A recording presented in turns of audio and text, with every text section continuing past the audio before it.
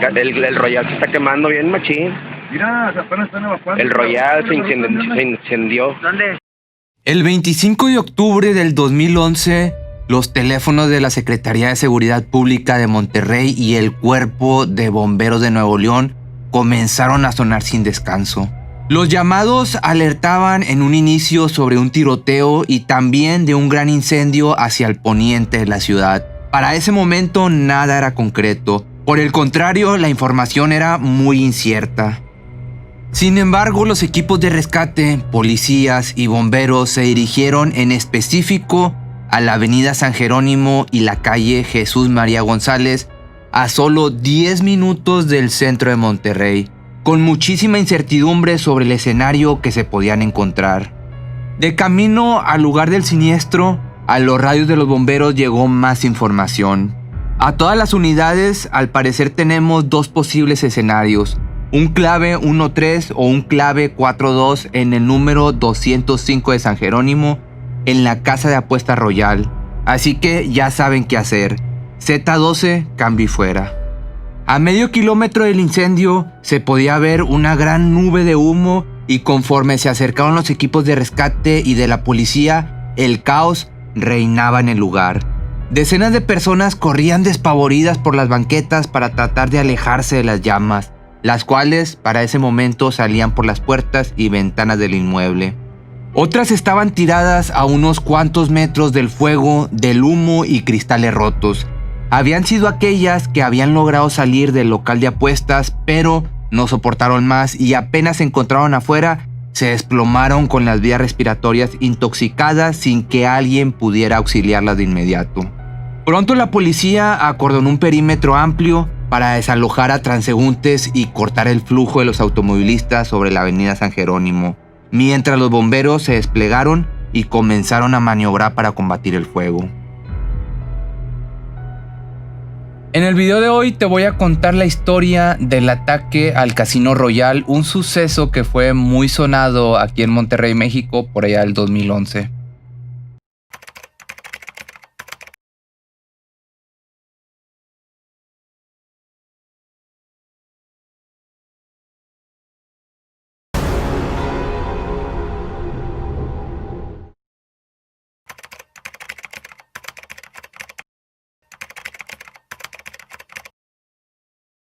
Eran cerca de las 4 de la tarde, el sol caía con fuerza sobre la ciudad de Monterrey y la paz de aquella tarde se vio interrumpida por la confusión y sobre todo el miedo. Aunque la violencia ya tenía amedrentados a la gente de Monterrey desde meses atrás, en los que se habían registrado ataques fuertemente armados a varias casas de apuestas, pero al parecer uno o varios grupos del crimen organizado se estaban disputando el cobro sobre derecho de piso a varios negocios de la ciudad. Pero esto no era solo del estado de Nuevo León, que estaba atemorizado por la violencia.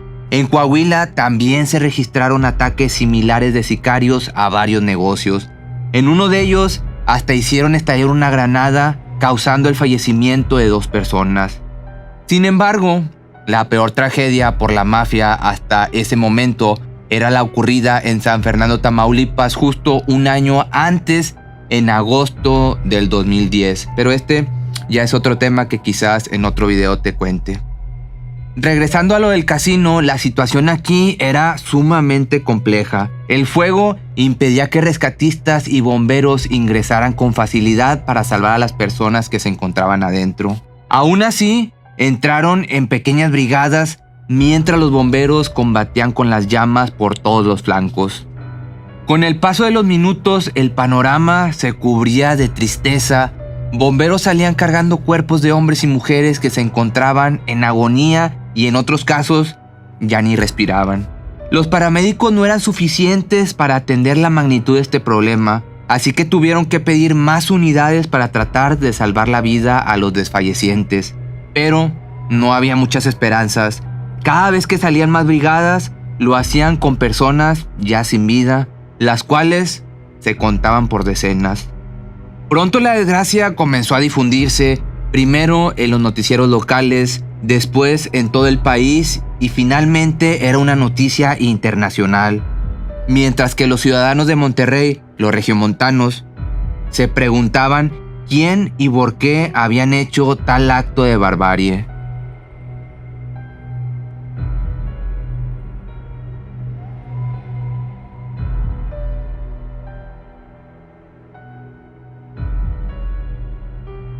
Déjame te cuento cómo es que inicia todo. Platicaron y acordaron los detalles alrededor de 1 hora en el restaurante El Gran Pastor, ubicado en la avenida Gonzalitos, que si tú eres de Monterrey seguramente sabes dónde está esto, es una avenida bastante concurrida. Cerca de las 3 de la tarde, los 12 sujetos abandonaron el lugar, subieron a 4 vehículos, 2 camionetas, un auto deportivo y un sedán, y a menos de 1 kilómetro entraron a una gasolinera y llenaron varios bidones con combustible. Su comportamiento parecía sospechoso, pero pues nadie se interpuso. Total, en aquellos años se respiraba el miedo y todos preferían evitar problemas. Luego, a bordo de sus unidades, volvieron a enfilar sobre la avenida Gonzalitos con rumbo al poniente de la ciudad. Al llegar al puente de la avenida Constitución, tomaron el carril lateral y doblaron a la derecha sobre San Jerónimo. A pocos metros llegaron al objetivo, los sujetos alistaron sus armas de fuego, se dieron las últimas instrucciones y se detuvieron en el número 205. El reloj marcaba las 3:48 de la tarde cuando un Mini Cooper fue el primero en subir la rampa que conducía a la entrada principal de la casa de apuestas. Detrás se posicionó una camioneta Equinox gris, después un Chevrolet S10 negra y al final un auto sedán. Sin titubear y con movimientos rápidos y calculados, de cada vehículo descendieron entre 2 y 3 hombres con arma en mano y dispuestos a todo. Y con esto literal me refiero a todo. Las personas que pasaban en ese momento por la banqueta intuyeron lo que estaba sucediendo y de inmediato corrieron despavoridos para alejarse de este lugar. Un agresor tomó por sorpresa al joven de la recepción y con furia lo golpeó en la cabeza con la cacha de su pistola. Este cayó al piso y ni ganas le quedaron de moverse. En segundos, otros sujetos ingresaron al casino y uno de ellos gritó: "Ya se los cargó la ch... Se los advertimos, con nosotros no se juega". Varios de sus cómplices despojaron de dinero y pertenencias a algunos clientes que ya se encontraban para esas horas jugando, mientras otros esparcían la gasolina de los bidones entre las máquinas de la sección del bingo.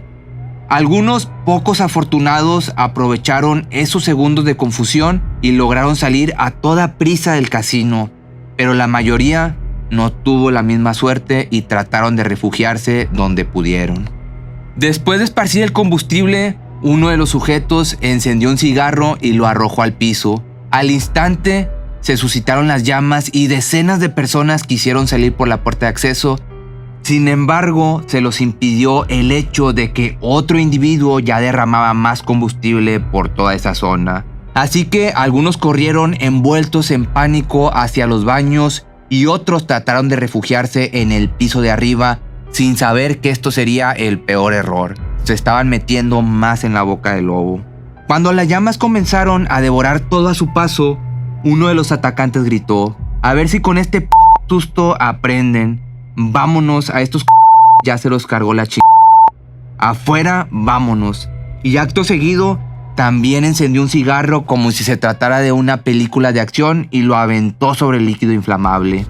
Las puertas de entrada ardieron de inmediato y cobijados bajo una enorme nube negra de humo, el comando aprovechó para abordar sus unidades y escapar del Casino Royal. Apenas huyó el comando, en el interior de la casa de juego se registró un fuerte estallido. Los clientes se asustaron mucho más y trataban de alejarse de las llamas lo más que podían, pero todo se tornó violento y caótico, pues decenas de personas corrían sin sentido, presas de la desesperación, chocaban unas con otras y varios fueron pisoteados por la estampida. Otras subieron a la planta alta y buscaron con afán las salidas de emergencia, pero como te decía, esto fue la peor idea, porque se llevaron la desagradable sorpresa de que estaban cerradas las puertas. Trataron de tirarlas a golpes, pero les fue imposible lograrlo. Pocos minutos después, se registró una segunda explosión. Entonces el humo negro se tornó más denso y se coló por todo el inmueble. El ambiente se volvía irrespirable. Los que se refugiaban en los baños trataron de humedecer algunas prendas y colocárselas en la nariz para poder respirar. Sin embargo, la nube de monóxido de carbono invadió sus vías respiratorias y luego pasó a sus torrentes sanguíneos y finalmente los fulminó. Lo mismo sucedió con aquellos que intentaron ponerse a salvo en algún rincón, pues sucumbieron ante su último rezo. Al mismo tiempo, un grupo aproximado de 20 personas, guiadas por 2 trabajadores del casino, trataron de ponerse a salvo en unas oficinas situadas en la segunda planta del inmueble. En un inicio, pensaron que los hombres armados habían entrado al casino a robar y lo único que se les ocurrió fue subirse a esconderse. Sin embargo, con el paso de los minutos, el terror se apoderó de ellos. Con los estallidos, el fuego, el humo, los gritos y el caos, se sintieron inmersos en una pesadilla. Si bien no sabían con precisión qué era lo que sucedía, una sola certeza sí tenían: que iban a perder la vida ese día. Se encontraban tirados en el piso, hasta cierto punto resignados, como esperando que la muerte llegara a ellos. El humo comenzaba a hacer estragos en sus cuerpos cuando de pronto a uno de los trabajadores del casino, de nombre Gerardo, se le ocurrió que tal vez podrían escapar por la azotea del inmueble. Al menos él pensó que arriba habría aire para poder respirar. Así que les compartió su idea y pidió que lo siguieran y que resistieran un poquito más. Gerardo conocía muy bien el camino, así que sin dudar y con paso veloz caminó por un largo pasillo y llegó hasta una puerta, la cual, para su fortuna, esta sí se encontraba abierta. Cuando se encontraron en la azotea, el trabajador se percató de que el grupo estaba conformado en su mayoría por mujeres, varias de avanzada edad y también una jovencita embarazada. Todas lloraban y algunas se encontraban en un estado de shock. Sintieron tan cerca la muerte que varias personas incluso pensaban en aventarse al vacío. Entonces el empleado trató de calmarlas y se dio cuenta también que entre ellas estaba su compañero Juan Francisco, un muchacho quien lo ayudó a darles ánimos.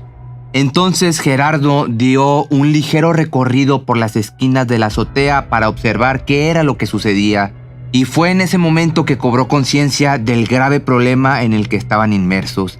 El casino se encontraba envuelto en llamas y humo.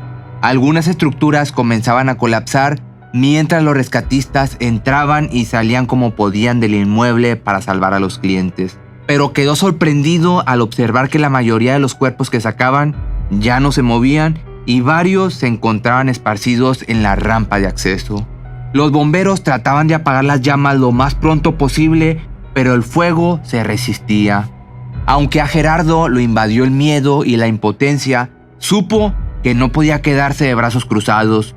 Por su cabeza pasó la idea clara de que si iba a quedarse ahí, al menos tenía que intentar salvar la vida de esas personas que se encontraban desesperadas al borde de la muerte.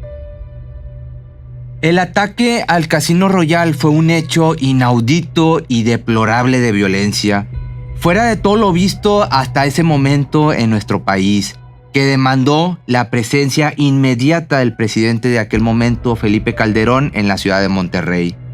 El viernes 26 de agosto por la mañana se reunió con su gabinete de seguridad el gobernador de Nuevo León de aquel momento, de nombre Rodrigo Medina de la Cruz, y el secretario de Gobernación en el mismo Palacio de Gobierno del estado de Nuevo León. En ese encuentro, las autoridades definieron una serie de acuerdos por seguir. En el primero, se estableció el protocolo para atender a las víctimas y a sus familiares, mediante una mesa única instalado junto al hospital universitario, la cual se encargaría de trabajar por tiempo indefinido para apoyar con trámites y diligencias, así como todo lo relacionado con el rescate y entrega de los cuerpos de sus familiares. Como segundo punto, por instrucciones del presidente Calderón, se acordó reforzar la presencia de las fuerzas públicas en la zona metropolitana de Monterrey.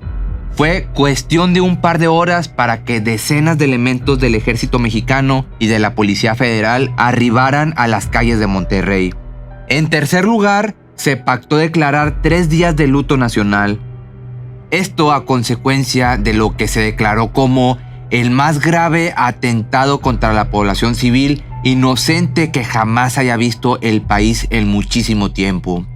Y por último, las autoridades ofrecieron una recompensa de 30 millones de pesos a quien ofreciera información fidedigna que ayudara a la captura de estas personas. Ante la magnitud del ataque, horas más tarde, Felipe Calderón emitió un mensaje a todo el país. Lo que ha sucedido en Monterrey es un acto de terror y como toda acción, esta tragedia reclama una respuesta contundente y unificada de todos los mexicanos. Pero no nos confundamos ni nos equivoquemos. No estamos hablando en lo medular de un accidente, sino de unos actos brutales e incalificables. Estamos hablando de criminales que de manera artera, con premeditación y alevosía y ventaja, llegaron al lugar, amagaron a las personas que ahí se encontraban y prendieron fuego sin más. Debe caer no solo todo el peso de la ley, sino el unánime repudio de la sociedad. De los poderes públicos, de los partidos políticos, de los líderes sociales y de los medios de comunicación. Quizás la gente se pregunta ahora qué pasará y qué vamos a hacer. De parte del gobierno federal la respuesta es clara, es perseverar y redoblar refuerzos hasta alcanzar la paz y la justicia, porque no nos vamos a rendir. Al contrario, iremos adelante porque queremos un México en paz, de libertades que han amenazado a los criminales. Que por su parte el gobernador en aquel momento pidió a los ciudadanos mantener la calma y permanecer unidos en momentos tan complicados. Al día siguiente fue una tarde nublada y lluviosa, la del viernes 26 de agosto, como si el clima se hubiera enturbiado también por la desgracia del día anterior. Ya en la morgue, por otro lado, los familiares de los fallecidos no se podían explicar lo que había sucedido. Tan solo un día antes habían podido abrazar, conversar, reír y compartir con sus seres queridos. Ahora estaban ahí, destruidos anímicamente, pues ya nada les devolvería a sus seres queridos.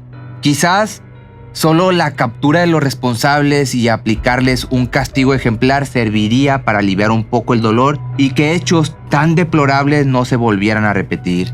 Y así fue como, con sufrimiento e indignación, llegaron los allegados a la morgue para reconocer a sus familiares, varios de ellos irreconocibles porque terminaron carbonizados.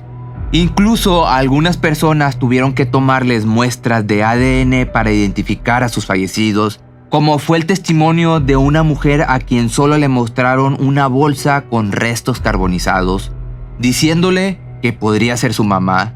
Ella se había enterado un día antes por la televisión de lo que había sucedido y esto lo explicaba totalmente destrozada. Otras dos personas señalaron: nosotros también nos enteramos por medio de las noticias que habían atacado el casino donde trabajaba mi hermana. Ayer por la mañana todavía la vi en casa, me dijo que no iba a ir a trabajar porque se le había hecho muy tarde, pero cambió de decisión de un momento a otro y fue solo para encontrarse este horrendo hecho. Había perdido la vida asfixiada. Otras personas sufrían por la incertidumbre, pues las autoridades les comentaban que los cuerpos de sus conocidos aún no aparecían. Y durante varios días, las escenas fueron las mismas en la morgue: indignación y sobre todo muchísimo sufrimiento.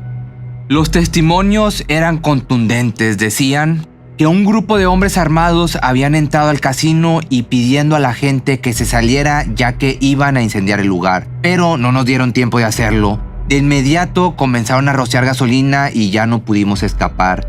Después intentamos salir por algunas puertas de emergencia, pero estaban cerradas con llave. Fue cuestión de segundos en que todo se convirtió en un infierno, declaraba un hombre conmovido hasta las lágrimas. Por otro lado, al mediodía del 26 de agosto, el procurador del estado de Nuevo León informaba a los medios de comunicación que el organismo a su cargo ya trabajaba en la elaboración de los retratos hablados de por lo menos 3 de los agresores. Indicó que después de que se realizaron varios peritajes por la noche dentro del inmueble, se había encontrado varias armas de fuego de distintos calibres y serían analizados para establecer si había huellas dactilares que contribuyeran para dar con los responsables. De igual manera, el funcionario dio a conocer que gracias al testimonio de 16 sobrevivientes, se estaba trabajando en la elaboración de los retratos para que toda la sociedad conociera la identidad de los criminales y los denunciaran lo más pronto posible. Por último, indicó que 3 de los 4 autos en los que se trasladaron los agresores ya habían sido localizados. Estos tenían reporte de robo y uno de los vehículos se encontraba en el estacionamiento de otro casino, a menos de 8 kilómetros del Royal. Ese mismo día, antes de que anocheciera, se esperaba el arribo del presidente de la República en el mismo lugar de la tragedia, el Casino Royal, para rendir un homenaje a las víctimas.